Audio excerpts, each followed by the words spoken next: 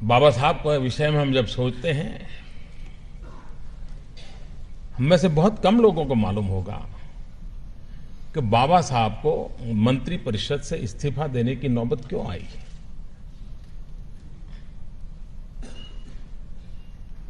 या तो हमारे देश में इतिहास को दबोच दिया जाता है, या तो हमारे देश में इतिहास को डाइल्यूट किया जाता है या डाइवर्ट कर दिया जाता है। अपने अपने तरीके से होता है। हिंदू कोड बिल बाबा साहब की अध्यक्षता में इस काम चल रहा था और उस समय प्रारंभ में शासन के सभी मुखिया वगैरह सब इस बात में साथ दे रहे थे।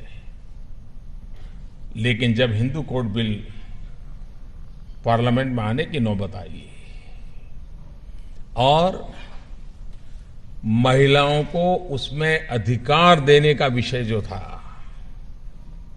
संपत्ति में अधिकार, परिवार में अधिकार, महिलाओं को इक्वल राइट देने की व्यवस्था थी उसमें, क्योंकि बाबा साहब आंबेडकर किसी को भी वंचित, पीड़ित, शोषित देख ही नहीं सकते थे। और यह सिर्फ दलितों के लिए नहीं था,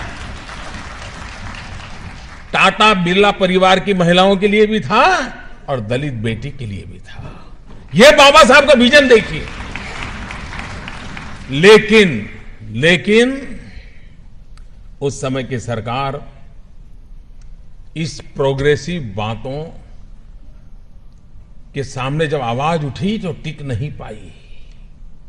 सरकार दब गई कि भारत में ऐसा कैसे हो सकता है कि महिलाओं को संपत्ति का अधिकार देंगे, वो तो बहू बन करके कहीं चली जाती हैं तो फिर पता नहीं क्या हो जाएगा, समाज में कैसा बिखराव, ये सारे डर पैदा हुए। 50 प्रकार के लोगों ने अपना भय व्यक्त किया।